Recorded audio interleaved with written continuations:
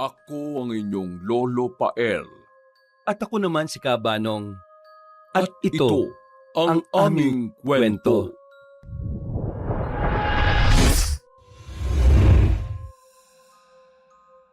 Tay, nandito na po ako. Oh, Jairo anak. Bakit late ka na nakauwi ah? May dinaanan ka pa ba pagkatapos ng klase mo? Wala naman po, Nay. Grabe po kasi. Sobrang hirap ng exam namin kanina. Ang dami po kasing kailangan sagutan. Karamihan problem solving pa. Hindi talaga madali ang kurso ko na electrical engineering eh. Ano ka ba? Okay lang yan anak. Ang mahalaga gusto mo yung kinuha mong kurso. Ay, oo nga po, Nay. Nako, kung hindi ko po talaga hilig ang magbutingting ng mga sirang appliances, nako, matagal na akong nag-shift ng kurso ko. O siya, sige na. Ipahinga mo na ang utak mo.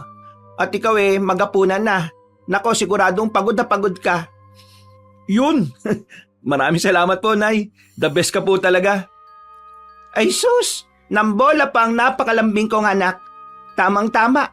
Pinakapaborito mo yung niluto ko ngayon. Dinuguan? Yes! Marami na naman ako makakain ngayon. O sige na, kumain ka na dyan at baka maabutan ka ni tatay. Alam ko naman po yun, Nay. Gabi-gabi na lang umaalis si tatay na parang walang pamilya na inuuwian dito sa bahay. Tapos pag uwi tayo na naman ang pagbubuntunan ng init ng ulo. Anak, pagpasyensyahan mo ng tatay mo ha. Simulat sa pool naman ganun na talaga ang ugali nun. Yun na nga po, Nay. Hanggang kailan po ba tayo magpapasensya? Hanggang kailan po ba tayo magtitiis sa ganitong klaseng buhay kasama siya? Anak, tama na yan. Kumain ka na lang dyan. Pagod lang yan, anak. Sige na, kumain ka na. Nay, mas napapagod po ako kapag nakikita kitang ikaw lang ang kumakayod sa pagtitinda sa palengke para mabuhay ang pamilya natin. Ayaw mo naman po akong payagan na pagsabayin ng pag-aaral at pagtatrabaho. Sabi ko nga po sa inyo, magpa-part-time job ako, di ba? Ay nako, Jairo anak. Please lang. Pwede bang wag na natin pag-usapan yan? Hindi magbabago ang desisyon ko. Ako ang magtatrabaho dahil ako ang nanay mo. Basta mag-focus ka lang dyan sa pag-aaral mo. Ako nang bahala sa mga gastusin natin dito sa bahay. Kayang-kaya ko naman ang pagtitinda sa palengke. Nakakapagod pero ayos lang naman ako, anak. Nay, wag ka po mag-alala. Pagkatapos ko makagraduate at makapagtrabaho po kagad ako, makakalis po tayo sa ganitong klase ng buhay. Iaahon po kita sa hirap. Iwanan natin si tatay. Wala rin namang pagbabago sa kanya. Ngayon pa lang, para rin naman tayong walang haligi ng tahanan sa pamamahay na ito. Gabi-gabi na lang wala. Pag umaga naman nasa mga kainuman niya. Basta Nay, mag-aaral po ako mabuti para makagraduate po ako at makapaghanap ng magandang trabaho. Para mabigyan kita ng magandang buhay. Anak, wag mo namang alisin sa pangarap mo ang tatay mo. Ama mo pa rin yon. Pero, Jairo anak, salamat ha sa pagiging isang mabuting anak. Basta, kahit na ano mangyari, tandaan mo, mahal na mahal kita. Mahal na mahal ko rin po kayo, Nay. O sige na, bilisan mo nang kumain dyan at umakyat ka na sa kwarto mo pagkatapos ha. Magpahinga ka na. Opo, Nay. Yun ang araw-araw na nadadatna ni Jairo sa kanilang bahay. Ang pamilya na kanyang kinalakihan. Ang kanyang ina na naghahanap buhay para sa kanila. At ang kanyang ama na minsan lang niyang nadatnan sa kanilang bahay. Habang si Jairo naman ay nagsusumikap na makapagtapos ng kanyang kursong electrical engineering upang umasenso ang kanilang buhay. Rosita! Rosita! Ah, Jason, andito ka na pala. Naku, pasensya ka na at hindi ko kagad naubos sa mga paninda kong gulay sa palengke. Matumal ang benta ngayon at parang walang masyadong tao Kaya hindi ko muna isinara ang tindahan. Baka sakaling kahit papano may bumili pa. Bonyemas! Wala ka man lang bang iniwang pagkain dito? Ni malamig na tubig, wala? Pasensya ka na, Jason. Ibababa ko lang muna itong dala kong mga tirang gulay at magluluto na ako ng makakain mo. Nay? Oh, nandito na pala yung magaling mong anak Himala, nandito na po pala kayo, Tay. Akala ko po hindi na ito yung bahay na inuuwian nyo Aba, bastos kang bata ka! Sumasagot ka na Jason, wag mo saktan ng anak mo. Tama na yan. Huwag mo akong pigilan, Rosita. Yang bastos mong anak ang sawayin mo. Baka kung ano pang magawa ko dyan eh. Hindi po ako bastos, Tay. Ikaw ang hindi ka respeto. May pinagkaiba yun. Jairo, anak, ano ba? Tama na. Bumalik ka na muna sa kwarto mo. Hindi, Nay. Masakit sa akin na nakikita kong pagod na pagod kayo at nagpapakirap na magtinda sa palengke. Habang nakikita ko tong si tatay, uuwi sa bahay galing sa kung saan, pero wala naman dalang pera. Tapos pagbubuntanan kayo ng galit. Ikaw na nga itong nagpapakahirap na buhayin ng pamilya natin eh. Hindi nga siya naghahanap ng trabaho. Tapos ako, galing ako sa school. Pagod na pagod ang utak sa pag-aaral. Tapos pag uwi ko, ganyan palagi ang gagawin niya. Sino bang mananahimik kung kailangan ko na magsalita sa mga araw-araw na nakikita ko sa inyo? Kaya hayaan niyo po ko sabihin ko ito. At marinig ni tatay, galing sa akin. At sino ka para pagsalitaan ko ng ganyan? Pinuhay ka lang namin, Jairo. Wala kang utang na loob ah. Anak lang kita dito sa pamamahay na ito. Kaya manahimik ka dyan. Kung hindi ano? Anong gagawin niyo sa akin, Tay? Sige, gawin niyo na. Ano? Arang awa na ninyo. Tumigil na kayong dalawa.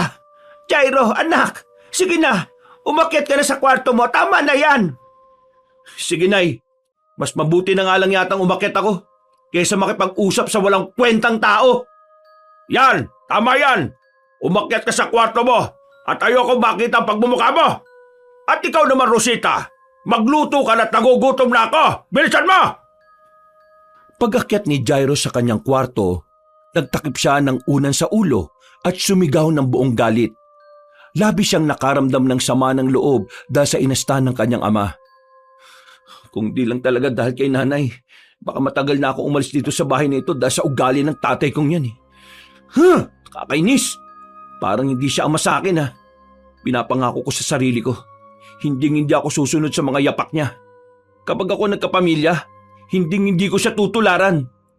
Sa akin mapuputo lang ganong sistema ng pamilya namin. Sana sa ibang katawan na lang talaga napunta yung kaluluwa ko nung ipinanganak ako eh. Sana doon sa mayroong tatay na mapagmahal sa anak na lang. Kung bakit pa kasi dito sa katong ito ako napunti?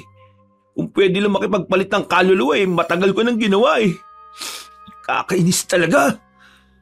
Ngayon pa na malapit na yung birthday ko. Nagawa pa akong inisin ni tatay. Ay nako, tulog na nga lang. Pagkatapos ng isang linggong pagsusulit ni Jairo sa eskwela, nagkaroon siya ng isang linggong bakasyon. Kaya para makapagpahinga, hindi siya lumabas ng kwarto. At mas ginusto na lamang niyang magkulong at magmukmok dahil ayaw niyang makita ang kanyang ama. Pero maya-maya'y kumatok ang kanyang ina sa pinto ng kanyang silid. Anak, pwede ba akong pumasok sa kwarto mo? Oo naman po, Nay. Bakit po? May kailangan po ba kayo? Birthday mo na sa Miyerkules, hindi ba? 4 na araw na lang yon. Oo nga po, Nay. Magbe-21 na po ako. Nasa tamang edad na po ako talaga para magdesisyon sa buhay ko. Isi-celebrate natin ang kaarawan mo, anak. Ay, huwag na po, Nay. Wala rin naman pong dapat ikasaya eh. Siguradong sisirain lang din naman po ni tatay ang birthday ko. Hindi po ba lagi niyang ginagawa yon? Kada birthday ko na lang, uuwi siya ng lasing, tapos magwawala. Nako, huwag ka mag-alala. Hindi na mangyayari yon, anak. Espesyal ang birthday mo na ito. At hindi natin ito i-celebrate dito sa bahay. Po? Hindi dito sa bahay? Kung ganun, saan po? Tsaka bakit po? Rosita, ano? Nasabi mo na ba kay Jairo? Jason, eto na, sinasabi ko na nga. Ano po ba yun, Nay? Mag-impake ka dahil pupunta tayo sa Zamboanga, sa probinsya ni Papang, ang lolo Julio mo. Po? Bakit? Jairo, anak, doon kasi natin isi-celebrate ang birthday mo. Kasama mo lolo mo? Hindi ko po mag-gets, Ma. Sa probinsya po ng lolo ko? Sa tatay ni Papa? Wala nga kayo nabanggit sa akin dati na may lolo pa po ako eh. Tsaka kahit kailan nga, hindi niyo naman po ako dinala doon nung bata pa ako. Bakit po doon? Anong meron? Magka-birthday kasi kayo ng lolo Julio mo. At ngayon, ika-100 taon gulang na niya. Kaya naman sabay niyong isi-celebrate ang birthday niyong dalawa na magkasama. Sigurado po ba kayo, Nay? Tamang-tama naman po at may 1 linggong bakasyon kami pagkatapos ng exam namin. Kaya nga mag-impake ka na dahil bukas na bukas aalis na tayo. Ho? Ano po? Bukas na bukas kagad? Teka, kasasabi niyo lang sa akin ngayon. Bakit parang biglaan naman po atang alis natin? Okay lang yan anak. Pasensya ka na at nalimutan ko kasing sabihin sa iyo nung mga nakarang araw. Kaya hindi mo kagad nalaman. Gusto ko lang din namin sorpresahin. Sigurado naman kasing magugustuhan mo yung tahimik at napakagandang tanawin sa bundok kung saan nakatira ang Lolo Julio mo. Seryoso po ba, Tay? Parang ngayon lang kita narinig ng ganyan, O siya, sige na anak.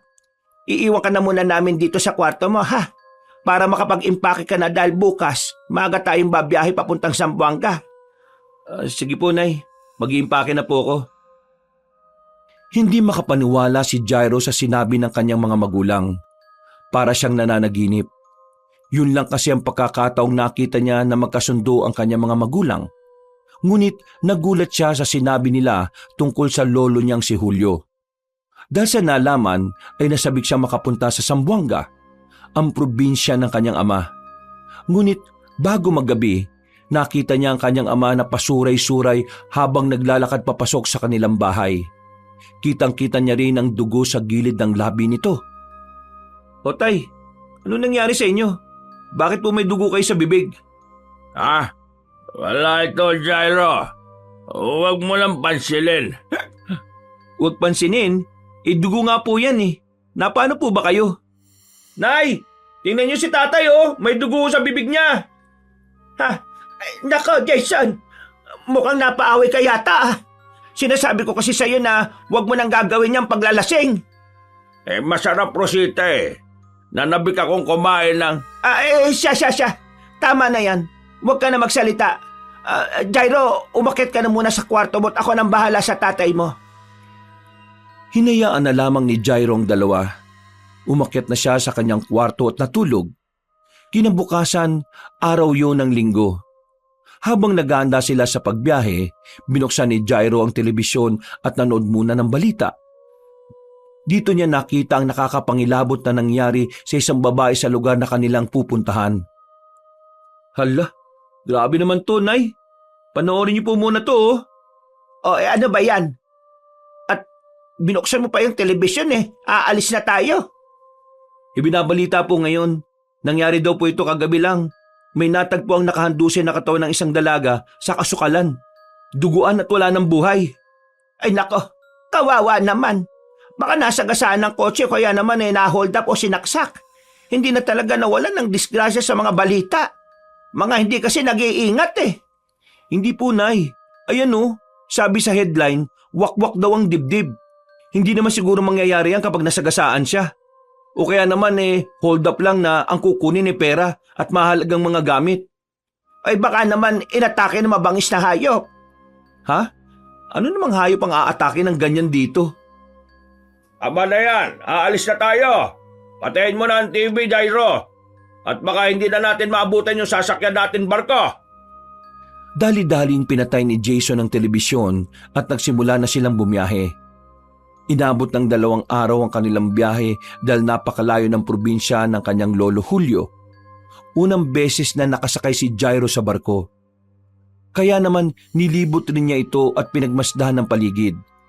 Maya-maya ay napansin niya ang kanyang ina na nakatingin sa kanya, na parabang ang mga mata nito ay nangungusap.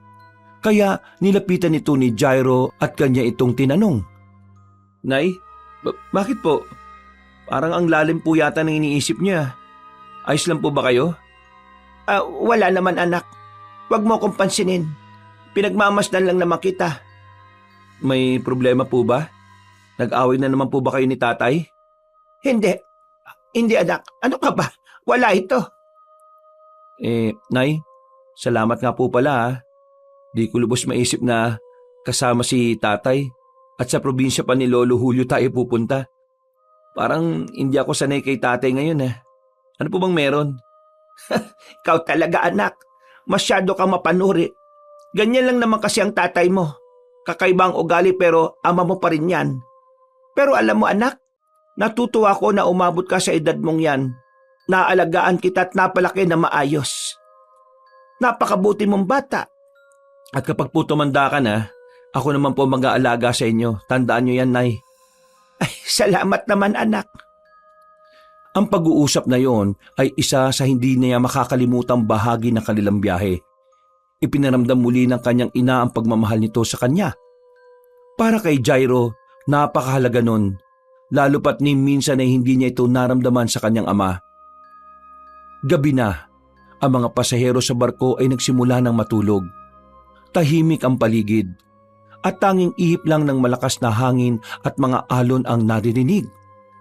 Hating gabi ay nagising si Jairo dahil naiihi siya, kaya bumangon siya upang pumunta sa banyo. Hindi nakalak ang pinto, kaya inakala niyang walang tao sa loob. Pero naroon ng kanyang ama at naabutan niyang naghihilamos ito. O tay, hating gabi na po ah.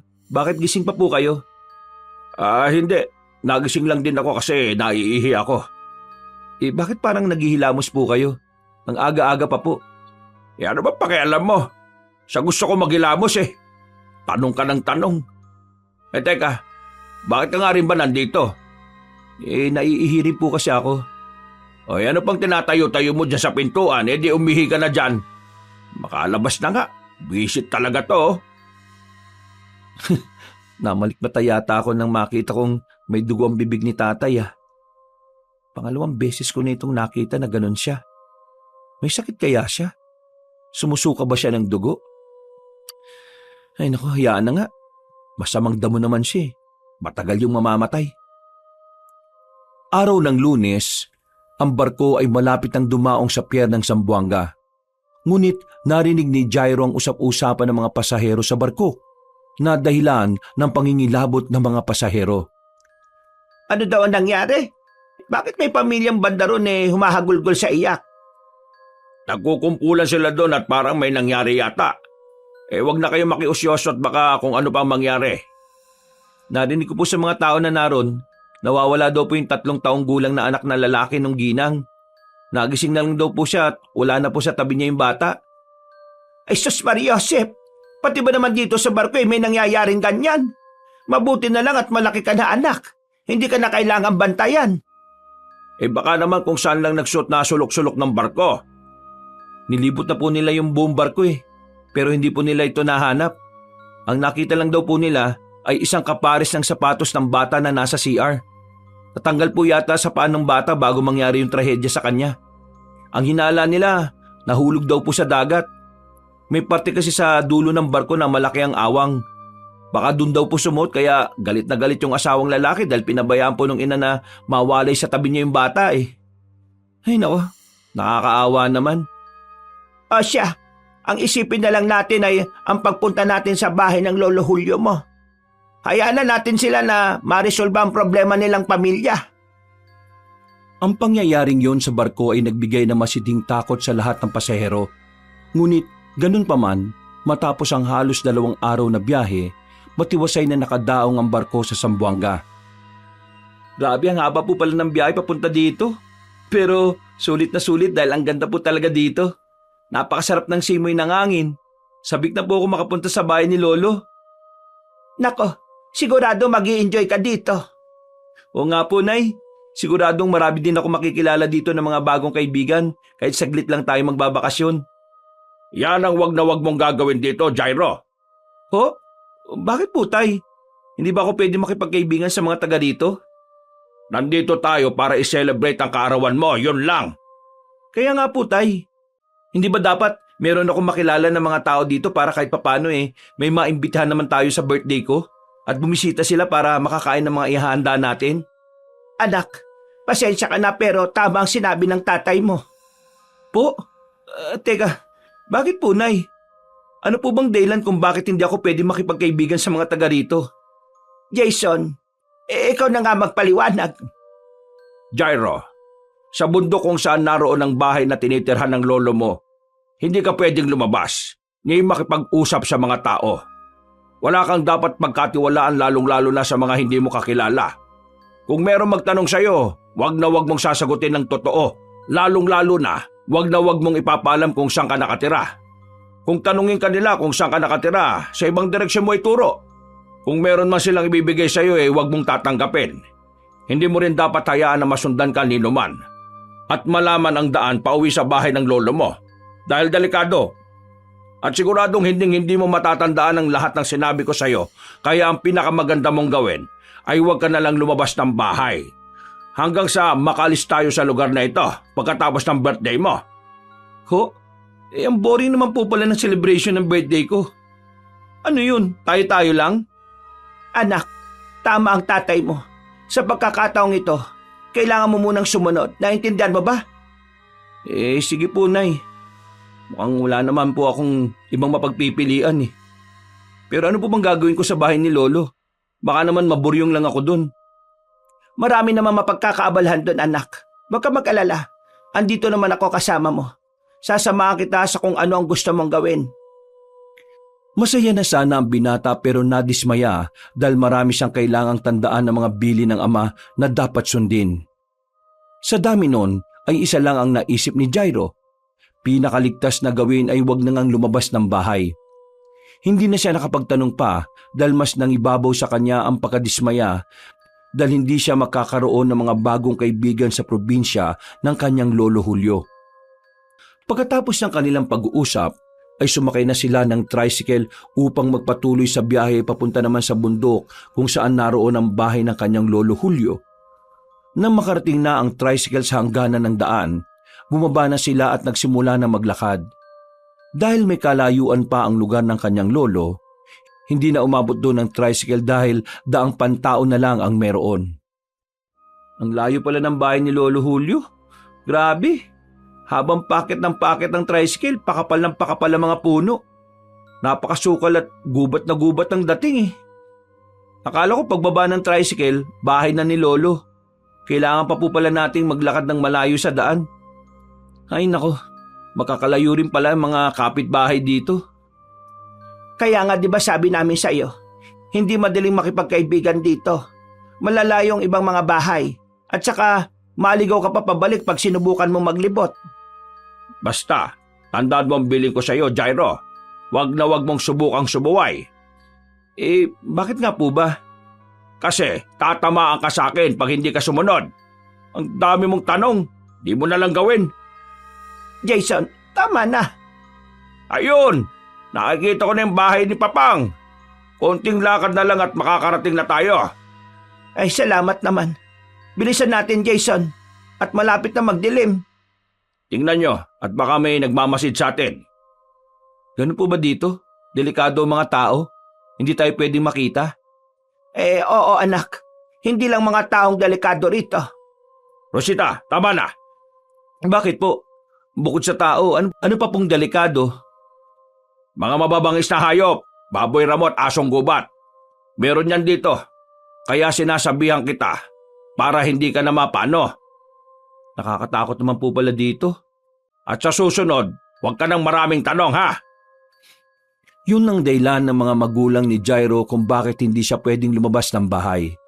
Dahil sa mabangis na mga hayop na gumagala sa bundok kung saan nakatira ang kanyang lolo Julio. Nang marating na nila ang bahay, namangha si Jairo dahil malaki ito at makalumang disenyo. 2 palapag ito na merong malalaking bintana at estilo ng bahay ay tila kapanahunan pa ng mga Kastila. Ikinagulat din nila na mag-isa lang ang kanyang lolo Julio na nakatira doon. Matanda na ang kanyang lolo pero malakas pa ito at nakakalakad na mabilis. Masaya silang sinalubong na matandang lalaki. Jason, anak! Abay maligayang pagbabalik dito sa ating bahay. At kasama mo ba ang iyong mag-ina? Papang, magandang hapon po. Magandang hapon po, Papang. Rosita, ikaw na ba yan? Ay sus, hindi pa rin nagbabago ang mukha mo. Napakaganda mo pa rin, Ineng. Ang swerte niyo naman at napakaayos na katawan ninyo ngayon. Siya nga po pala, Papang. Si Jairo po, ang apo ninyo. Jairo, anak, magmano ka sa Lolo Julio mo. Magandang hapon po, Lolo Julio. Mano po, masaya po ako makita at makilala kayo. Nako, napakagandang binata naman ang apo kong ito. Ay nako, kayo din po, Lolo. 100 taong gulang na po kayo pero ang lakas-lakas nyo pa rin. Ano po sikreto nyo? Ay nako, hayaan mo't sasabihin ko sa iyo ang aking sikreto. Pero hindi muna ngayon.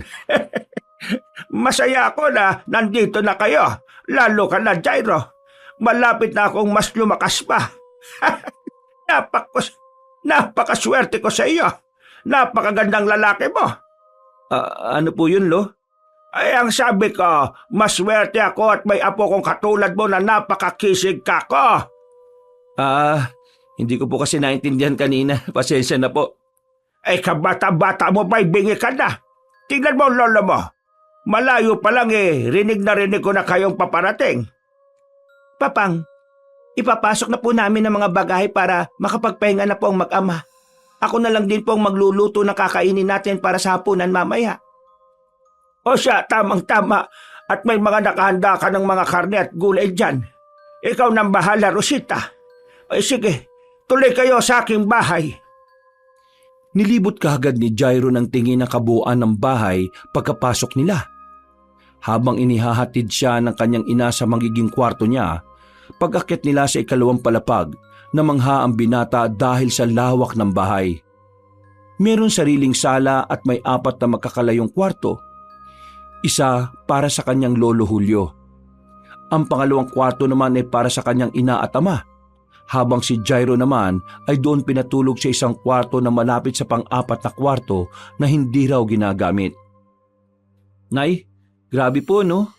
Ang ganda pala ng bahay ni Lolo. Ang laki at parang sinaunang bahay. Sa tanda ba naman ng lolo mo nakapagpundar talaga siya ng magandang bahay. Mayaman po pala si Lolo. Bakit parang hindi naman natin ramdam kay tatay? Ano ka ba? Iba naman ang yaman ng magulang sa anak. Sa bumukod ng tatay mo Ay, siya nga po pala, Nay. Bakit po 4 ang kwarto? Mag-isa lang po ang lolo. Oo. Kasi may kapatid na lalaki ang tatay mo. Dito sila dati nakatira. Isa sa lolo mo, sa tatay mo, sa kapatid niya. At ang pang-4 na kwarto para sa mga bisita. Kapatid? Wala naman po kayo nabanggit na meron akong tito. Nako, mahabang kwento yon anak. Tingnan mo nga ang tatay mo sa ugali. Di ba mahirap pakasamahan? Sigurado ako, ganun din ang problema niya sa kapatid niya. Kaya hindi niya kinukwento. Sa bagay. Sana pala nung bata pa ako dinala niyo na ako rito. Ito ang tamang pagkakataon na makapunta ka rito. Dahil espesyal ang araw niyo ng lolo mo sa Miyerkules. Oo nga po O sige po, Nay. Magliligpit na muna ako ng mga gamit ko. O siya, sige. Maiwan na kita dito sa kwarto mo, ha? At magliligpit na rin ako ng gamit namin ng tatay mo. Nang makapagsimula na ako magluto ng pagkain natin para sa hapunan. Pagkatapos ayusin ni Jairo ang kanyang gamit sa loob ng kanyang kwarto at nakapagpahinga ng kaunti, pagkatapos ay lumabas siya at nilibot ang ikalawang palapag ng bahay bago maggabi. Wow, ang bintahan na. Parang isang malaking portrait. Tapos natatanaw ang napakagandang view ng bundok.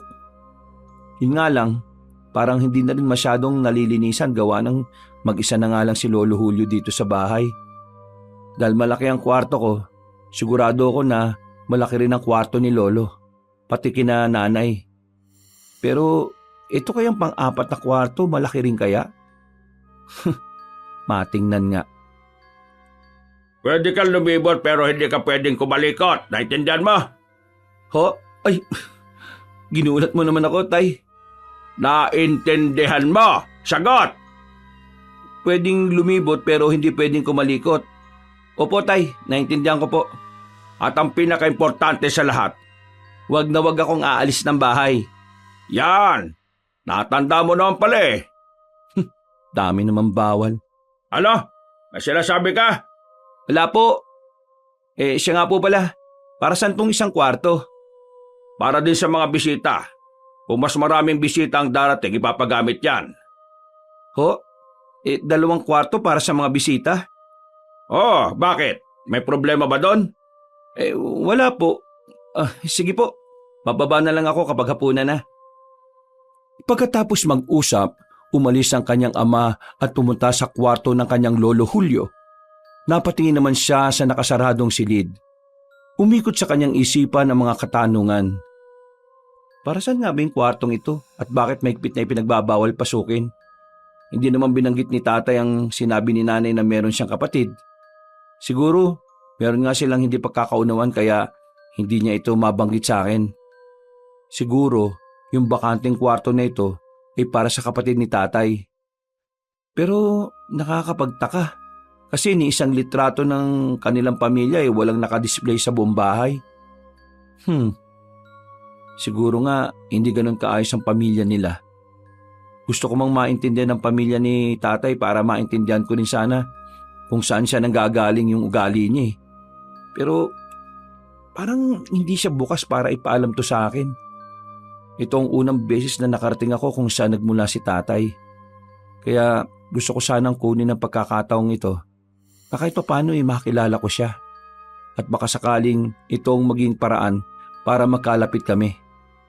Hanggat nandito ko, meron naman akong pagkakataong matuklasan yon. Siguradong malalaman at malalaman ko rin. Makalipas ang ilang oras, nagmuni-muni si Jairo habang nakaupo sa upuan malapit sa bintana. May isang imay sa gilid ng kanyang mga mata na dumaan papunta sa nakasaradong kwarto. At niningon niya kaagad ito. Tay? Ikaw po ba yan? Nay? Tay? Anak, bakit? Nandito kami ng tatay mo sa ibaba. Malapit ang maluto ang ulam para sa hapunan natin. Maya-maya lang kakain na tayo ha. Sige po, Nay. Sige lang po. Teka, nasa baba naman sila nanay at tatay. Ano kaya yun? Matingnan nga. Lumikot ang isipan ni Jairo kaya binalak niyang silipin ang silid. Nakaramdam siya ng kaba habang papalapit sa silid na yon. Dahil tahimik ang paligid, dinig na dinig niya ang bawat tiyabag sa sahig na ginagawa ng kanyang paa. Maya-maya ay may narinig siyang paghinga sa kanyang likuran.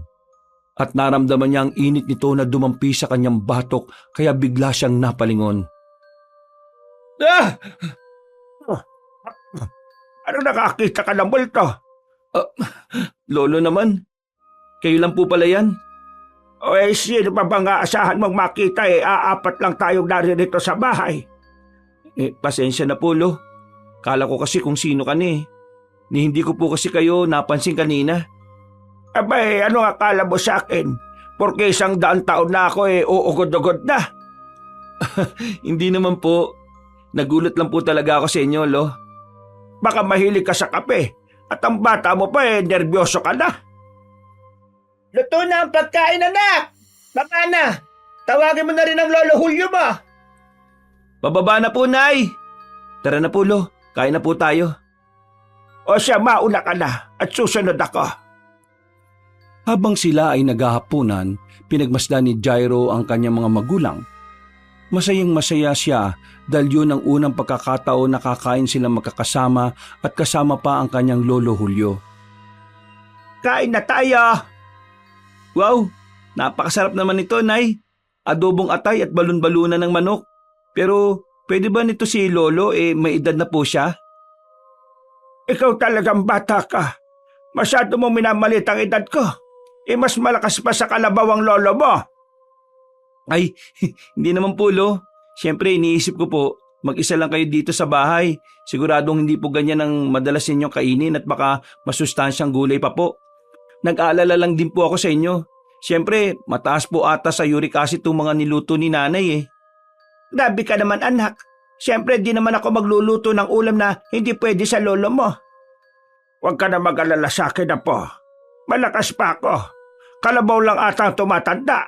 At saka, ilang araw na lang lalakas ulit ang lolo Julio mo dahil masisiguro ko namang madadagdagan ng taong ko sa mundong ito. Aba na yan. Kumain na para makatulog na.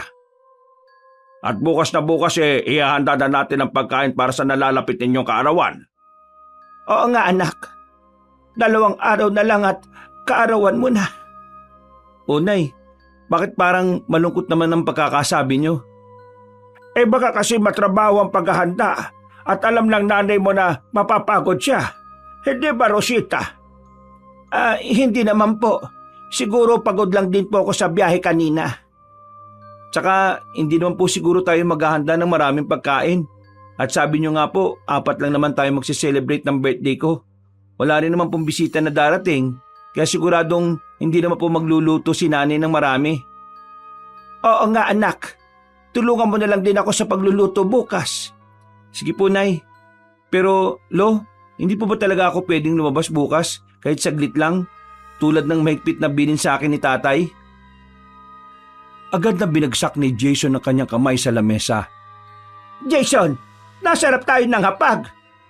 Maliwanag ang sinabi ko sa iyo kanina, Jairo, hindi ba? Bakit mo ba tinatanong ngayon? Jason, hayaan mo na ang bata.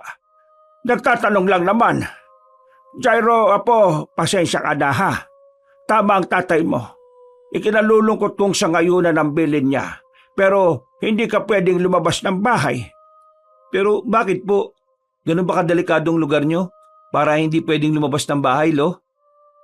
Ayaw ko bang sabihin para hindi ka matakot pero oo. Nasanay na lang din ako sa ganitong buhay. Hindi naman ako sigurado makakaabot ng 100 kung hindi ako nasanay. Hayaan mo't 2 araw ka na lang naman na mananatili dito. Pagkatapos ng kaarawan mo, pwedeng-pwede ka nang gumala kahit saan mo gusto. Kahit sumama ka pa sa liwanag. Ang labo naman po nun, Lo. Ang ibig sabihin ng lolo mo anak ay pagbalik natin sa Maynila, doon makakagala ka na ulit. Pero sa ngayon, dito ka lang muna sa bahay ha. Sundin mo muna ang tatay at ang lolo mo. Pero Lo, ano po bang kinatatakutan niyo sa lugar na ito? Ako? Natatakot? Sila ang dapat matakot sa akin. Malakas pa ang lolo mo eh. Lolo naman eh, nagbibiro pa eh. Ano nga po? Tama na yan. Tapusin ang pagkain. Natapos ang kanilang hapunan nang hindi pa rin nasasagot sa isipan ni Jairo ang mga katanungan niya. Umakyat na siya sa kanyang kwarto at nagpahinga. Pagkaiga sa kama, tumitik siya sa kisame habang nag-iisip. Nakakainis talaga si tatay, kahit kailan. Kung di ko nga lang siya ama, baka pinatulang ko na talaga yun eh. Ay naku, ganun lang ba talaga ugali niya o sadyang hindi lang siya sinasabi sa akin? Dumating kami dito sa bahay ni Lolo hapon ng Lunes. Kalahating araw pa lang ay tinatagal ko dito, pero ang dami ko ng katanungan. Bakit bawal ako lumabas? Nasaan ang kapatid ni tatay na sinasabi ni nanay? Anong nasa loob ng kwartong nakasarado? Sana, bago man lang ako umalis ng bahay na ito, masagot na yung mga katanungan ko. Parang ang daming lihim ng pamilya namin eh. Sa dami ng kanyang iniisip, nakatulog na siya. Ilang oras ang nakalipas ay nagising siya na nagtataka dahil nakaupo na siya sa upuang malapit sa bintana na nasa sala ng 2 palapag ng bahay. Oh, bakit ako nandito? Parang kanina lang nasa higaan ako natutulog. Bakit nandito na ako sa upuan? Paano ako napunta dito? Sino nagdala sa akin? Teka, ano ba bumabalot sa paligid? Hamog ba ito? Bakit may hamog? Sandali. Yung kwarto na laging nakasarado yun ah. Tulog na naman sila tatay eh. Baka makapuslit ako doon. Papasok ako saglit. Unti-unting nilapitan ni Jairo ang kwarto. Ngunit hindi pa siya gaanong nakakalapit ay bigla na lang may nahagip ang kanyang paningin. Hindi yun wangis ng tao dahil ito ay nakatungtong sa mababaw na cabinet na nasa sala. Napahinto siya sa paglalakad at tiningnan ang nakita. Isa itong maliit na nilalang na pinagmamasdan ng kanyang kilos. Bigla itong tumalon sa sahig. Hinabol ito ni Jairo habang inahawi ang hamog para masundan ng nilalang. Uy, teka!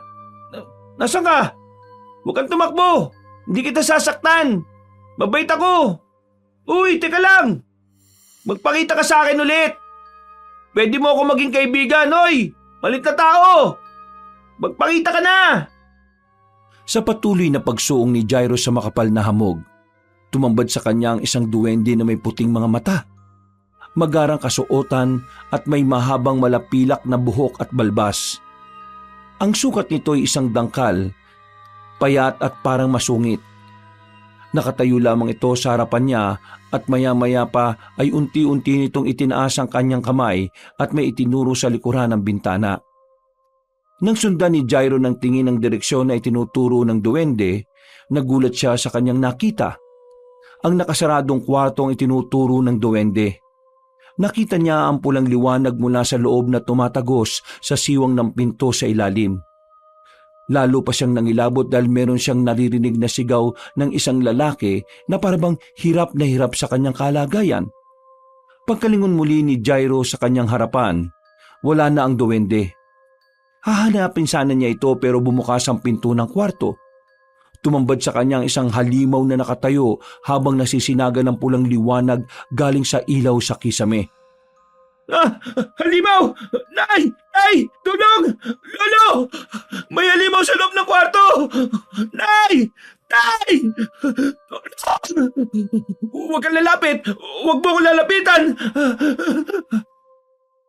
Habang sumisigaw siya ng tulong, bigla siya nitong sinugod na parang isang asong lobo. Nagutom na gutom. Walang humpay siya nitong inatake at hinila papasok sa sikretong silid. Tulong! Anak! Anak! Gising! Binabangungot ka yata! Nay! Nako, salamat naman at nagising ka. Oo, heto, uminom ka muna ng tubig. Salamat po, Nay. Narinig kitang sumisigaw kaya dali-dali akong pumunta rito. Ano ba napanaginipan mo? Nay, nasa sala daw po ako dito sa ikalawang palapag ng bahay. Mahamog ang paligid. May nakita kong isang duwende. Inabol ko. Nagtago siya sa makapal na hamog kaya hinawi ko ng hinawi. Tapos, nang magpakita siya sa harapan ko, bigla siyang may tinuro. Yung nakasaradong kwarto ang tinuturo niya. Ang kwartong yun, may liwanag na pula at may sumisigaw na lalaki sa loob. Tapos, nawala yung duwende sa harapan ko at biglang bumukas ang pintuan ng kwarto. Doon ko nakita yung nakakatakot na halimaw. Inatake niya ako. Inila niya ako papunta sa loob ng kwarto. Papatay niya ako, Nay. Papatay niya ako. Nako, siguro pagod na pagod ka lang sa biyahe tapos kumain ka pa ng marami kagabi kaya binangungot ka, anak. Pero Nay, bangungot ba talaga yun? Bakit? Anong ibig mong sabihin? Para kasing may ibig iparating sa akin yung duwende. Nako anak, huwag mo nang dagdagan ng mga isipin mo at malapit na ang kaarawan mo. Ipahinga mo ang utak mo. Tamang-tama at umaga na rin. Maligo ka na't maya-maya tulungan mo na ako maggayat ng mga sangkap sa lulutuing mga pagkain, ha? Kinaumagahan, hindi pa rin niya makalimutan ng panaginip. Naisip niyang hindi yung basta panaginip lang. May gustong ipahiwatig sa kanya ang duwende. At iisa lang ang naiisip niyang kasagutan. Ang buksan ng kwartong ipinagbabawal sa kanyang pasukin. Pinuntahan ni Jairo ang kwartong yon. Huminto siya sa harapan ng pinto at unti-unti niyang hinawakan ng seradura para buksan. Nadismaya siya dahil nakalak ito. Ngunit sa kalikutan ng kanyang isip, dumapa siya at sinubukang silipin ang loob mula sa kakaunting awang sa pagitan ng ilalim ng pinto at ng sahig. Madilim at wala siyang maaninag. Anong ginagawa mo dyan? Ay, naku po, Lo. Ginulat niyo naman po ako.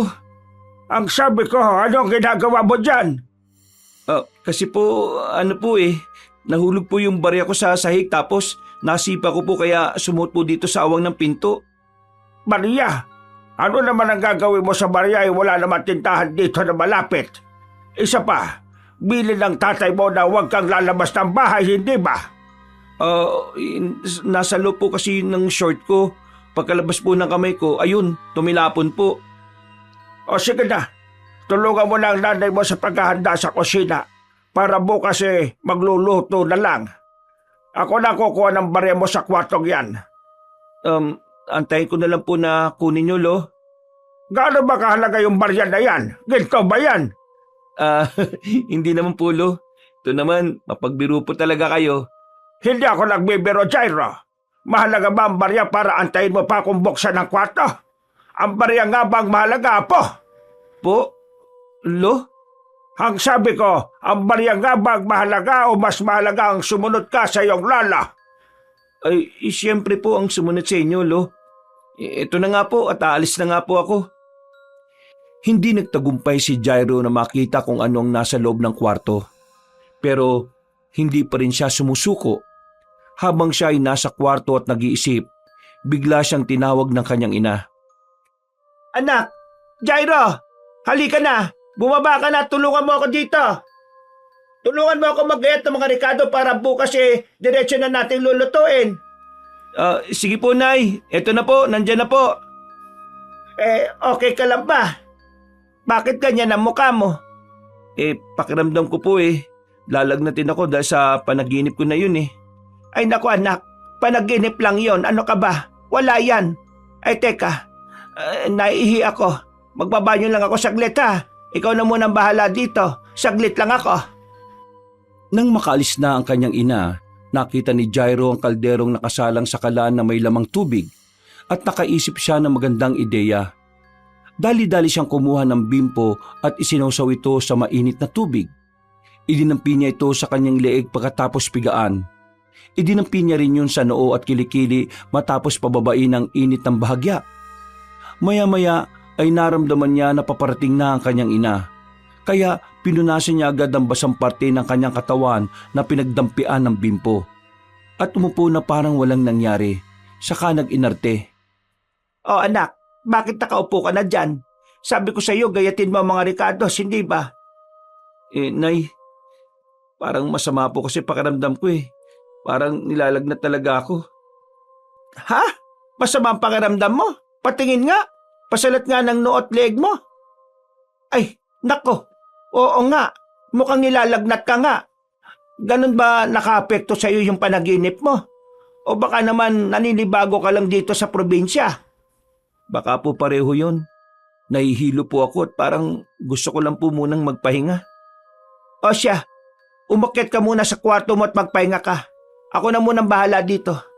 Sige na, umakyat ka na. Maraming salamat po. Sige po, magpapahinga na po muna ako, Nay.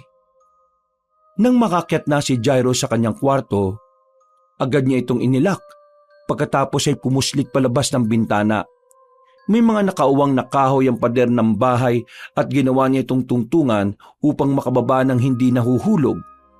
Nang siya ay matagumpay na nakababa, nakita niya ang kanyang ama at ang kanyang lolo na nag-uusap. Talaga ba? Nakita ko siyang sinisilip ang uwang sa sahig ng kwarto.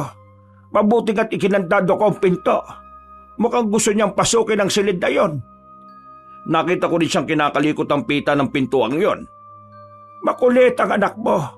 Hindi mo dapat hayaang ulit-ulitin niyang usisain ang kwarto. Ang susi, nasaan? Huwag ka mag-alala. Hindi niya makikita ang susi. Kapag nabulilyaso ang plano, ikaw rin ang mahirapan, tandaan mo. Nang marinig yun ni Jairo, lalong tumibay ang isip niya tungkol sa sikreto ng kwartong yon. Nabuo ang kanyang isipan na lumabas ng bahay upang alamin ang sagot mula sa ibang tao. Dahil alam niyang hindi sasabihin ng kanyang pamilya. Nang araw na yon, lumabas siya. Binilisan ng paglalakad dahil kailangan niyang makabalik bago magtanghalian. Teka, nasa na ako? Naku, nawawala na yata ako. Ano ba kasi itong pumasok sa isipan ko? At dito ko pa sa labas hinanap ang sagot sa mga tanong ko. Puro puno naman nandito. Naliligaw na yata ako. Atay, naliligaw ka yata. Opo, Manang. Parang naliligaw na nga po yata ako. Teresita nga pala ang pangalan ko. Naka po, dito ka pa naligaw at masukal ang gubat na ito. Mabutit nakita mo ako. Dito kasi ako naghahanap ng mga halamang gamot na gagawin kong mga langis. Oo nga po Hinahanap ko po yung pabalik sa amin. Siya, dayo ka lang dito sigurado ako. Halata namang taga-syudad ka dahil sa kutis mo. Saka kung taga rito ka hindi ka maliligaw. Opo, bumisita lang po ako sa lolo ko. Dito po ako magse-celebrate ng birthday ko. Saan ka ba nakatira? Baka sakaling kilala ko at maihatid kita sa inyo. Nang marinig ni Jairo ang tanong ni Manang Teresita, naalala niya ang bilin ng kanyang ama na huwag magbibigay ng kahit anong impormasyon kahit ang daan papunta sa kanilang bahay ay hindi din pwedeng sabihin. Kay Lolo Piping po, basta po kubo lang po yun na maliit. Ha? Piping ka mo? Aba, dito na ako lumaki sa lugar na ito at tumanda. At halos kabisado ko ang lahat ng bahay dito. At kilala ko rin ang mga nakatira pero sigurado ako na walang Piping na nakatira rito. Hindi ko po kasi alam ang tunay niyang pangalan eh. Kasi ngayon ko lang din po siya nakilala. Pero Lolo Piping po kasi ang tawag ko sa kanya. Ay, ganun ba? O siya, kung ganun hindi na kita matutulungan dyan. Mahirap maghanap ng bahay nang hindi ko naman kilala. Sige po, hanapin ko na lang po ang daan pa uwi. Makikita ko rin po yun. O siya, sige. Pero huwag kang magpapagabi, ha? Nako, delikado rito. Hindi ka dapat abutan ng dilim dito. Bakit niyo po nasabing delikado ang bundok na ito? Lalo na po pag madilim. Ano po bang meron dito? 2 balbal. Uri ng aswang. Sinasabing napakatagal na panahon nang naninirahan dito ang 2 balbal na yon. Namimerwisyo ito sa mga taga rito. Nilalapa ang mga alagang hayop at minsan pa ay nakakapambiktima ang mga ito ng mga tao. Aswang po? Ibig sabihin po, totoo mga aswang? May aswang dito sa bundok? Oo, ang 2 balbal na yon ang kinatatakutan dito sa amin. Nung bata pa ako, malimit na mambiktima ang balbal, pero katagalan, madalang na. Bakit po hindi niyo subukang hulihin? Ay nako, Totoy, Manilenyo ka nga at walang alam sa mga nangyayari dito. Ilang beses na namin ginawa yan, pero tuso ang mga aswang na balbal at sadyang malakas. Sa bawat pagtangka naming tugisin, may isa sa mga taga rito ang namamatay. Kaya minabuti na lamang naming huwag gambalain ng mga aswang at hayaang manginain ng mga alagang hayop kesa tao ang biktimahin. Ganun po ba? Pero huwag kang magpapaabot ng gabi dito ng mag-isa sa gubat at hindi agad makakauwi. Huwag mo nga sana sasantuhin ka ng mga balbal na yon. Baka hindi ka na makauwi sa inyo at hindi mo naabutan ng karawan mong bata ka. Sige po, alis na po ako. Teka, kung sakaling abutan ka na nga ng dilim, ay heto, tanggapin mo ito. Ang maliit na boteng ito ay langis galing sa katas ng halaman dito lang matatagpuan sa bundok. Mabisa ito na pangontra sa aswang para hindi ka malapitan. Naku manang, huwag na ho, nakakaya ho. Sige na, tanggapin mo na. Kailangan mo ito. Proteksyon mo sa sarili mo. Pasensya na ho, pero di ko po matatanggap yan. Kung ayaw mo, bahala kang mamatay kapag di ka kagad nakabalik sa inyo. Inis na umalis sa matandang babae dahil ayaw ni Jairo na tanggapin ang malit na bote na may lamang langis. Dahil ayaw niya rin suwayin ng kanyang ama sa bilin nito na huwag tumanggap ng kung anuman ang ibibigay ng mga taga rito. Kaya dali-dali siyang naglakad at pinilit na hanapin ang daan pauwi bago magtanghalian. Anak, kanina pa kita tinatawag. Kakain na tayo. Kumusta na ang pakiramdam mo? Ano ba nangyari sa batang yan? Kanina pa yan nakakulong sa kwarto Buksan mo na nga ang pinto. Nakalakang pinto, hindi ko mabuksan. Kanina kasi sobrang init ang pakiramdam niya at nilalagnat kaya pinagpahinga ko muna. Anak! Anak! Okay ka lang ba? Papang, kunin mo na nga yung susi at buksan mo na nga ang pinto. Eto na. Ay siya, tabi kayo at bubuksan ka. Pagkabukas ng pinto, Anak, bakit hindi ka sumasagot? Akala ko kung napano ka na. Kanina pa kami tawag ng tawag sa'yo. Pasensya na po, Nay. Nangihina po kasi ako eh. O ba't parang hingal na hingal ka at pawis na pawis? Kasi po... Ay nako, sige lang. Maganda yan at pinagpapawisan ka na. Ibig sabihin nawawala na ang lagnat mo. Oo nga. Nako, ingatan mo ang katawan mong yan. Hindi ka dapat magkasakit. Ako ang mapiperwisyo dyan. Matanda na ang lolo mo, Jairo. Ingatan mo sarili mo. Baka mahawaan mo pa si Papang. Mas maiging ikaw ang magkasakit dahil bata ka pa kaysa sa lolo mo. Jason naman, huwag ka naman magsalita ng ganyan. Tama na. Siyang tunay naman, Rosita. Kaya magpagaling kang bata ka. O siya, iwanan na muna natin yan at hatiran mo na lang ng pagkain, Rosita. Sa baba na tayo kumain. Tara na, Jason. Sige po, Papang. Magpahinga ka na, anak, ha? Tama yan at napapawisan ka.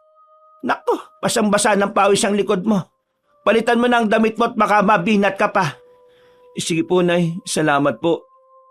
Oh, bakit may mancha ng lupa tong damit mo? Nagkulong ka lang naman dito sa kwarto. Baka po kanina sa baba nung pag-akyat ko, nasagi ko po yung halaman sa paso na nasa gilid ng hagdan. Sa sobrang hilo ko po. Ay, ganun ba? O siya, sige. Maiwan na kita dito at hatiran na lang kita ng pagkain. Muntik nang mabuko ang pagpuslit ni Jairo sa labas. Buti na lang ay nahanap nito ang daan pabalik at nagkukumahog na tumakbo. Sa puntong naririnig na niya ang sigaw ng kanyang mga magulang at kinakatok ang pinto ng kanyang kwarto na nakalak, ay naroon na siya malapit sa tapat ng bintana at umakyat na sa mga nakauwang na kahoy sa pader. Sa muling pagtawag ng kanyang ina ay sinagot na niya ito. Pasok lang po, Nay. Hindi po nakalak ang pinto. Jairo, apo. Ito na ang pagkain mo. Ay, Lo, bakit kayo pa yung nagdala ng pagkain ko? Sabi ko sa nanay mo, ako na ang magdadala. At kanina pa pagod na pagod yung kakaikot sa kusina para magluto dahil hindi mo naman natulungan. Naku, pasensya na po, Lo. Pakilapag na lang po yung pagkain ko sa mesa na nasa sulok at kukunin ko na lang po mamaya. Baka mahawa pa po kayo sa akin pag lumapit kayo. May sakit ka nga ba talaga? Po? Opo, masama lang po ang pakiramdam ko talaga. Siya nga pala. Tiningnan ko sa loob ng kwarto ang barya na sinasabi mong nahulog. Wala naman ako nakita. Ay, nahanap ko na po, Lo. Hindi po pala doon sumuot yung barya. Pasensya na po, nag-abala pa kayo. Gusto mo ba talaga mapasok ang kwartong yon, Jairo? Po? Lo, kasi... Huwag kang mag-alala. Sa kaarawan natin, doon tayo magdiriwang. Po? Talaga po, Lo? Oo, apo. Gusto ko lang naman naming sorpresahin kaya ayaw mo na namin buksan ang kwarto dahil nare-reserba ko yon para sa araw nating dalawa. Hala, bakit niyo po sinabi sa akin, Lo? Di hindi na tuloy sorpresa. Makulit ka kasing bata ka eh. Alam kong gustong-gusto mong pumasok sa loob. Ngayong sinabi ko na sa'yo, huwag ka nang makulit, ha? Sige po, Lo. Pero, Lo, siya nga po pala. May tatanong po ako sa inyo. Ano yon? Wala po. Nakalimutan ko na kaagad. Pasensya na po. Ay, ikaw talagang bata ka. Mas matalas pa ang memorya ko sa'yo. O siya, bababa na ako. Kumain ka na dyan. Sige po, Lo. Salamat po ulit. Itatanong sana ni Jairo sa kanyang lolong tungkol sa aswang na sinasabi ni Manang Teresita, pero naisip niyang mabibisto siya sa kanyang ginawang pagtakas, kaya hindi na niya itinuloy ang pagtanong. Napanatag na rin naman siya dahil nalaman niyang sorpresa pala nila sa kanya ang nasa loob ng nakasaradong kwarto. Kinagabihan, mula sa mahimbing niyang pagtulog, muli siyang nagising sa upuan na nasa sala ng ikalawang palapag ng bahay. Katulad ng nauna niyang panaginip, muling nababalot na makapal na hamog ang paligid. Ngunit sa pagkakataong ito, alam na ni Jairo na nananaginip siya. Kaya luminga-linga siya sa paligid upang hanapin ang duwende. Duwende! Duwende! Magpakita ka sa akin! Duwende! Umalis ka na rito! Nasaan ka? Umalis ka na rito! Umalis ka na! Bakit mo ako ginagambala sa pagtulog ko? Anong gusto mong sabihin? Umalis ka na rito! Huwag ka nang babalik dito! Teka, bakit? Sabi mo sa akin kung bakit. Hindi mo gugustuhin malaman! Hindi mo gugustuhin malaman! Habang galit na umaalingaw-ngaw ang boses ng duwende, muli niyang narinig ang sigaw ng lalaking nahihirapan. Napatingin siya sa kwartong pinanggagalingan ng sigaw. Bumukas na ang pinto. Tumambad sa kanya ang halimaw. Dahil alam niyang nasa panaginip lamang siya, buong tapang niya itong hinarap. Hoy, ikaw! Anong ginagawa mo sa bahay ng lolo ko, ha? Anong ginagawa mo sa kwartong yan? Sino ka? Huwag kang tumayo dyan. Hindi na ako natatakot sa'yo. Alam kong hindi mo ko kayang saktan. Hindi mo ako mapapatay. Ngayon, sabi mo sa akin, bakit patuloy mo akong ginagambala sa panaginip ko? Anong gusto mo sabihin? Anong meron sa kwartong yan? Sumagot ka! Umatungal na parang mabangis na hayop ang halimaw. Buong tapang namang umatake si Jairo. Malapit nang makapasok si Jairo sa loob ng kwarto nang bigla itong sumara. Kasabay nito ang pagkawala ng sigaw ng lalaking nahihirapan. At ang atungal ng halimaw. Tumahimik ang paligid. Nagtaka si Jairo tumalikod na parang bumalik sa paghahanap sa duwende. Nakita niya ang isang lalaking duguan ng dibdib. Nakatitig lang ito sa kanya at parang hirap na hirap. Sumigaw si Jairo sa takot at muling nagising. Bumalikwas siya mula sa pagkakahiga at napansing basang-basa siya ng pawis. Tumayo siya para buksan ang bintana. Nakita niya ang bilog na buwan. Hindi lang yung basta panaginip. At sinong lalaking duguan ng dibdib? Hindi lang sorpresa sa karawan ko nakatago dun sa kwartong yun. Sinabi lang ni Lolo yun para hindi ako mangulit. Meron talaga silang itinatago dun. Kailangan ko malaman kung ano ito bago kami mag-celebrate ng birthday namin. Dahil mukhang wala naman talagang balak si Lolo na buksan ng nakasaradong kwarto eh. Habang nag-iisip si Jairo ang bulto ng tao na naglalakad sa bakuran, inakala niya na ito ay ang kanyang ama. Para masiguro kung sino yon, muli siyang lumabas mula sa bintana upang manmanan ito. May kadiliman ang paligid kaya hindi maaninag ni Jairo ang nilalakaran. Nadulas siya at dumaus-us pababa. Bago makatayo, ay tumambad sa kanya ang halimaw na nasa kanyang bangungot. Kinilatis niya ng mabuti ang nilalang na nasa kanyang harapan. Nalaman niyang ito ang aswang na balbal na sinasabi ni Manang Teresita. Ang balat nito ay kulukulubot na nangingitim. Ang buhok naman ay parang nalalagas. Ang mga kuko ay mahahaba. Naglalaway ang bibig at may naglalakihang mga pangil. At ang mapupulang mata nito ay nanlilisik at tanda siyang lapain. Kaya sumigaw siya ng ubod ng lakas para humingi ng tulong. Aswang! Wag! Wag mo ako lalapitan! Wag! Nay! Ay! May aswang! Jairo anak! Ay, Jairo, anong ginagawa mo rito sa labas? Anak, dali, pumasok ka! Ano bang naisip mo't lumabas ka? Nay, merong aswang. Kitang-kita ko. Nasa harapan ko siya kanina. Nasaan? Wala naman ah. Ano ba pinagsasasabi mo? Nandyan po, nakatayo siya kanina dito. Baka guni-guni mo lang yun, anak. Hindi po ako namamalikmata. Totoo po sinasabi ko. Diyos ko, puno ka ng gasgas. Ano ba yan? Ingatan mo naman yung katawan mo. Kahit hanggang kaarawan mo lang. Pasensya na po talaga. Hala, pumasok ka na sa loob. At ano bang ginagawa mo dito sa labas gabing-gabi na? Diyos ko naman, anak. Ano bang pumasok sa isip mo't nandito ka sa labas, ha? Sagutin mo ang tanong namin pagkapasok natin sa loob. Tara na! Pagpasok nila sa loob, doon siya inusisa ng kanyang mga magulang tungkol sa nangyari. At wala siyang magawa kundi sabihin sa kanila ang lahat. Buti na lang at tulog na tulog ang lolo mo, kung hindi, mabubulabog yon. Sabihin mo nga sa amin, bakit ka nasa labas? Binangungot po ako ulit. Pagkagising ko po, binuksan ko yung bintana para magpahangin. Tapos may naaninig akong anino sa bakuran. Bumaba ako mula sa bintana. Sa sobrang dilim ay hindi ko makita yung tinatapakan ko kaya dumaus-us po ako at nahulog. Ibig sabihin kaya mong lumabas ng bahay mula sa bintana ng kwarto mo? Sorry, Tay. Yung mancha ng lupa sa damit mo nung tanghali na nadatnang ka namin pawis na pawis. Lumabas ka doon, Ana. Sorry, Nay. Leche kang bata ka.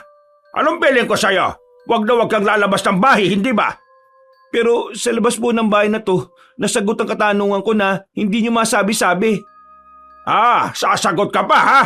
Sige, anong gagawin nyo sa akin, Tay? Bakit hindi nyo sa akin masabi ang tungkol sa aswang?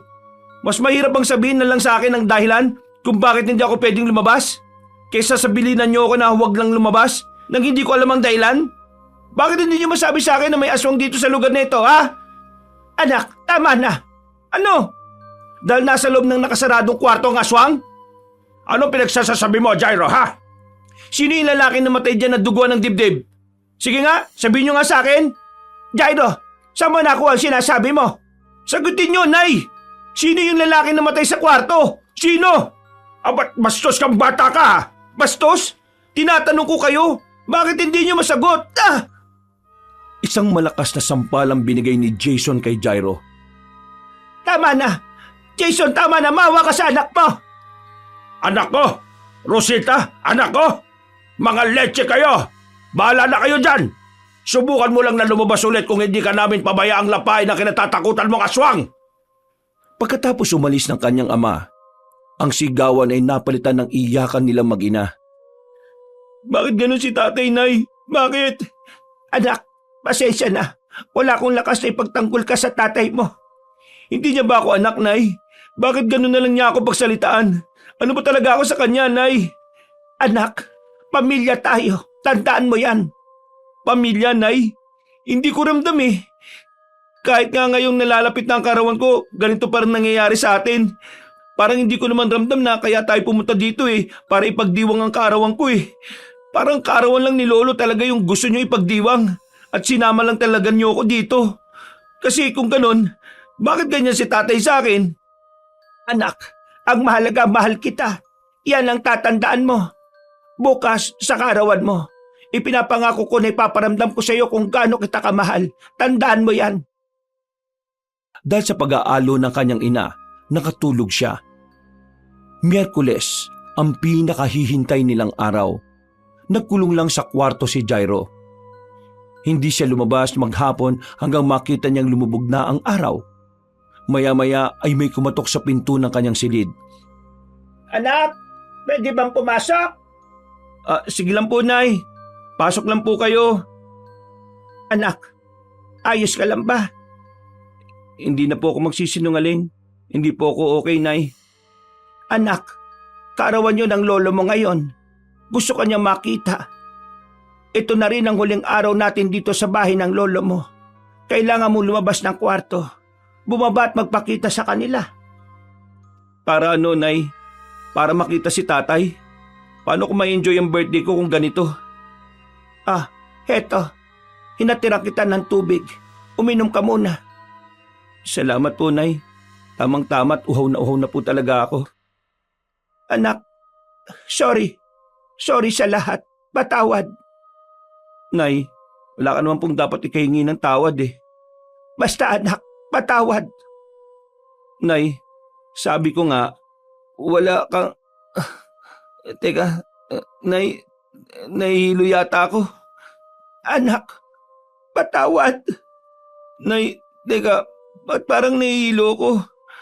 Patawad anak. Patawad.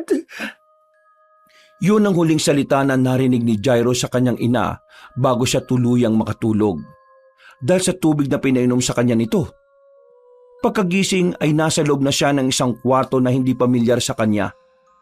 Nilibot niya ng tingin ng paligid. Nakita niya ang iba't ibang uri ng libro sa cabinet. May mga tuyong halaman na nasa bote na nakalagay sa ibabaw ng isang mesa. At ang pinakakapansin-pansin ay ang 2 litrato ng mga lalaki na parang mga sinaunang katutubo. Napansin din niya na nakagapos siya sa isang upuan na napapalibutan ng mga nakasinding kandila. Sa gawing kaliwa niya ay may isa pang upuan na bakante at napapalibutan din ng mga nakasinding kandila. Hindi ba gusto mong pumasok dito, Jairo? Eto na. Tay, Nay, Lolo, ano pong ibig sabihin nito? Maligayang kaarawan sa atin, Jairo, apo. Ito na ang pinakahihintay kong pagkakataon upang isagawa ang ritual ng pagpapalit. Po? Lo? Ritual ng pagpapalit? Teka, hindi ko po kayo maintindihan. Tsaka bakit po ako nakagapos? Pakulan niyo po ako dito, Nay. Kalagan niyo ako, Nay. Anak, patawarin mo ako. Alam kong marami kang katanungan, Jairo. Ngayong gabi, lahat ng yan ay mabibigyan na ng kasagutan. Ako ay uupo na at simulan na natin ang ritual. Nakita ni Jairo na umupo na ang kanyang lolo Julio sa bakanting upuan na hindi kalayuan sa kanyang tabi. Ang kanyang ina naman ay nasa gilid lamang at nakayuko, ni hindi siya matingnan sa mata. Habang ang kanyang ama ay nasa kanyang harapan at titig na titig sa kanya. Bago namin isagawa ang ritual ng pagpapalit, bibigyan kita ng pagkakataong malaman ang lahat, Jairo. Ang nakita mong aswang kagabi ay ang iyong lolo Julio. Ano? Si Lolo ang aswang? At hindi lang siya ang aswang sa lugar na ito. Pati ako. Kami ay mga aswang na balbal. Ha? Ano? Kaya pala may nababalitang mga biktima dito. Si Lolo po ba may gawa? Tapos yung nakita kitang naguhugas ng bibig mo sa loob ng banyo sa barko, may bata na nawawala kinabukasan. Ikaw tayong may gawa nun? Tama ka, Jairo. Alimaw ka! Walang iya ka! Napakahayop mo! Ipinapasa namin sa susunod na henerasyon ang itim na binhi na nagbibigay sa amin ng kakayahan upang maging isang malakas na aswang. Sa ganitong paraan, sa bawat henerasyon, merong aswang na patuloy na maghahasik ng lagim sa bundok na ito. Hindi kami namamatay kahit ilang taon pa ang lumipas kung hindi namin ipapasa ang binhi sa aming susunod na salinlahi. Yon ang isa sa sumpa na kayang ibigay ng itim na binhi. Hindi susuko ang kaluluwa namin na kumapit sa katawang lupa kahit ito ay patuloy na tumatanda at naaagnas. Kapag ito ay aming naipasa na sa susunod na magmamana, mawawala na ang lakas na binibigay ng binhi sa amin at ang katawan namin ay kusang mawawalan ng buhay. Kung ganun po, ibibigay ni Lolo Julio sa akin ng itim na binhi. Ayoko! Ayoko pong tanggapin! Ayoko maging isang aswang, Nay! Tulungan niyo ako! Pakawalan niyo ako rito! Gano'n na nga. Pero huwag ka mag-alala, Jairo. Hindi pa dyan nagtatapos ang lahat. Oo, ipapasa ni Julio sa iyo ang binhi.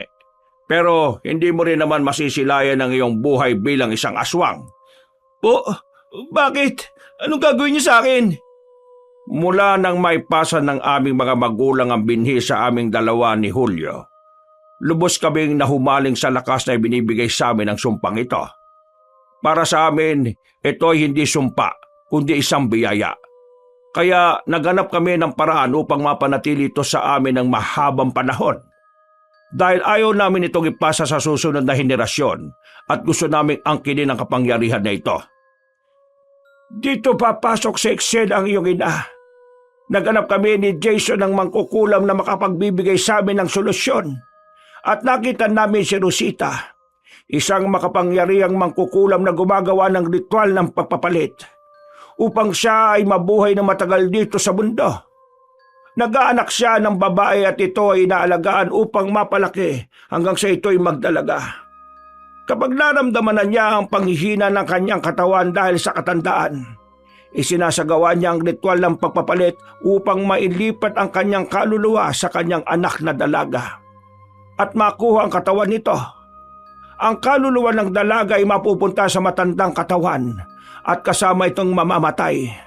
Habang ang kaluluwa ni Rosita at ang bago niyang katawan ay mamumuhay muli sa mahabang panahon at paulit-ulit niya itong ginagawa. Hindi, Nay. Hindi ito totoo. Sabihin niyong hindi ito totoo. Imposible ito. Imposible! Anak, atawad. Nakipagkasundo sa akin sina Julio at Jason. Wala akong magagawa. Kung hindi ko sila tutulungan, hindi nila ako titigilan. Hanggat hindi nila ako napapatay. Kaya tinutulungan ko sila, kapalit ang proteksyon nila sa akin. Anong klaseng mga tao kayo? Ang tunay na Jason ay anak ni Julio. Ang kaluluwa na nasa katawan ni Jason ngayon ay ang kaluluwa ng kapatid ni Julio.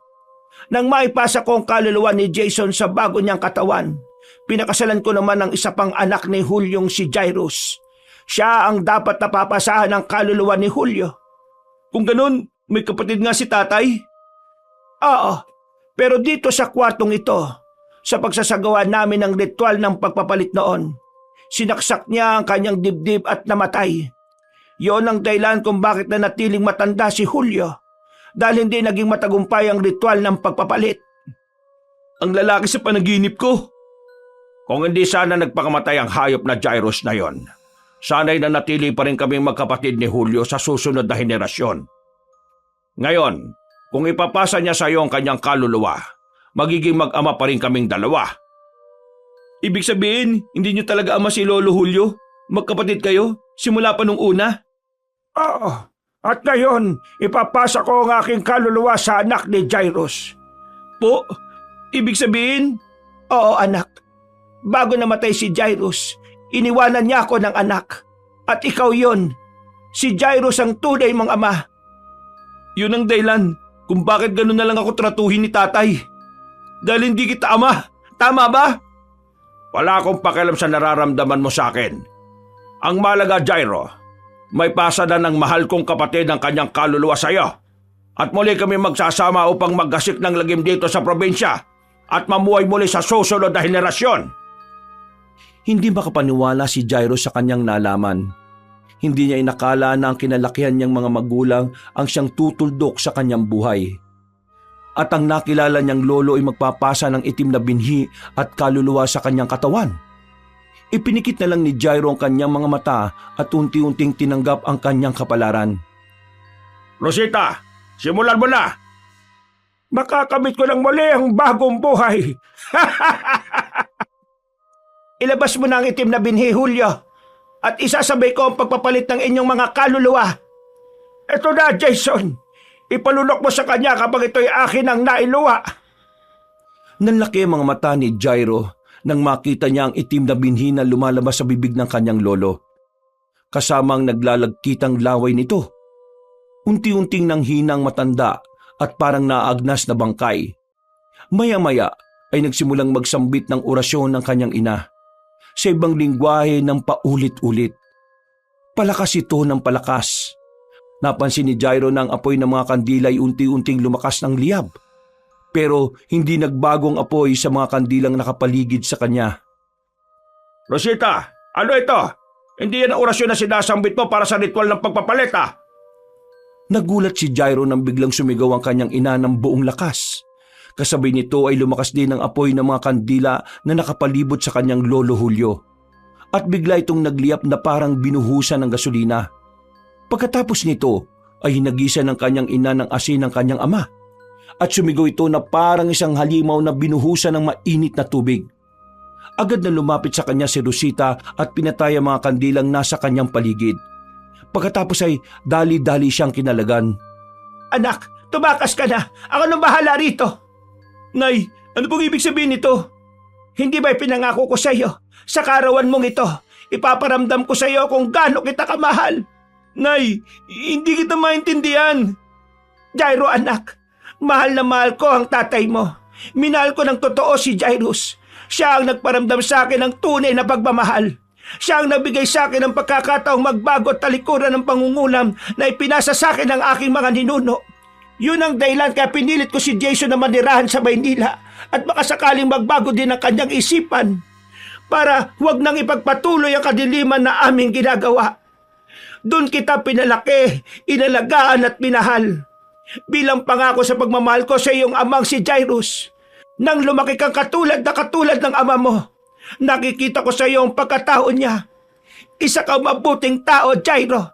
Kaya tatapusin ko na dito ang kadiliman na ginagawa namin. Hindi ko hahayaang madamay ka sa aming kahayupang ito. Pero Nay, sumama ka na po sa akin. Tumakas ka na rin. Hindi anak. Haharapin ko si Jason. Umalis ka na bago pa siya muling magkaroon ng lakas matapos ko siyang sabuyan ng asin. Kailangan makalayo ka dito. Ito ang susi ng kwarto. Ikandado mo pag alis mo. Madali ka. Pero Nay, paano ka? Anak, matagal na kaming nakatakdang mamatay. Tinatakasan lang namin ito sa pamamagitan ng pambibiktima ng mga inosyenteng kaluluwa. Matagal na naming dapat nilisan ang mundong ito. Pero inaagaw namin ang kapalaran ng iba. At sila ang nakalalasap ng kamatayan na dapat ay sa amin habang kami ay nabubuhay sa kanilang katawan. Pero dito na magwawakas ang lahat. Nay, mahal kita, Nay. Mahal na mahal din kita, Jairo. Rosita, hayop ka! Taksel! Traitor! Patay kita! Jairo anak, ngayon na! Tumakbo ka na! Kahit na masakit ang kalooban ni Jairo, tumakbo siya at sinarado ang kwarto. Inilak niya ang pinto gamit ang susi na ibinigay sa kanya ng ina at tumakbo palabas ng bahay. Pagkalabas niya, nagulat siya nang biglang sumabog ang apoy sa buong bahay. Napahagulgol siya.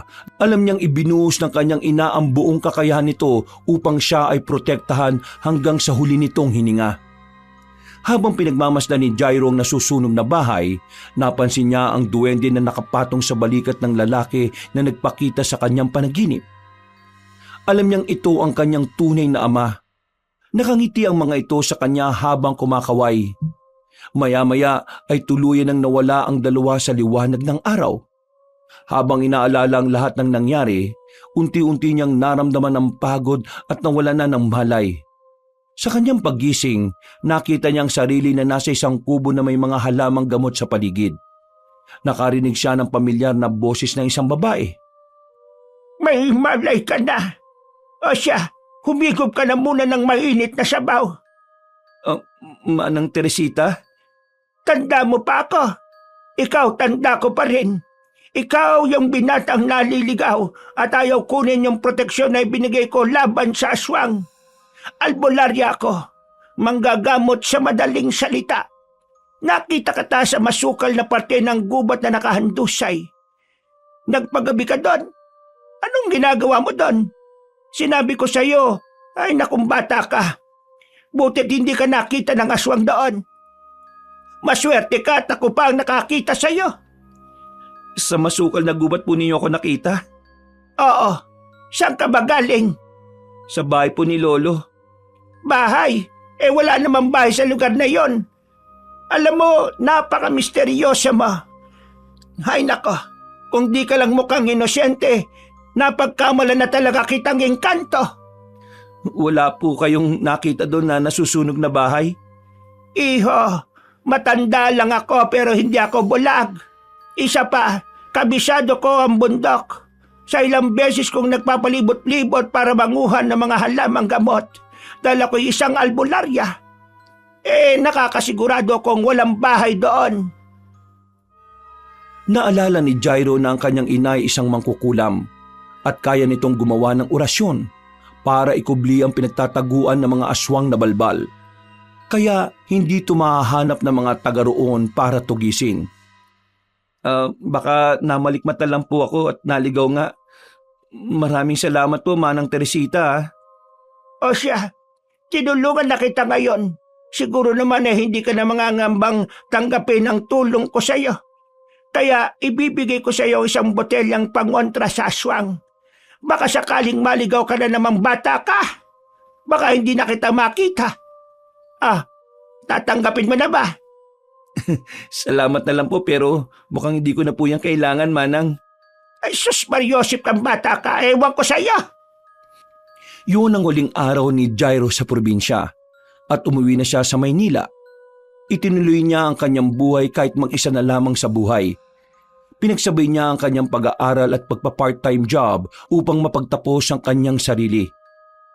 Taon ang nakalipas at siya ay nakagraduate. Nagtayo siya ng sariling repair shop at unti-unting umasenso sa buhay. Sa kabila ng mga nangyari, hinarap niya ang bawat araw na may pag-asa. Sa puntong ito, ang nangyari sa kanyang pamilya ay nanatiling lihim at nananatili na lamang sa kanyang mga alaala. Wakas.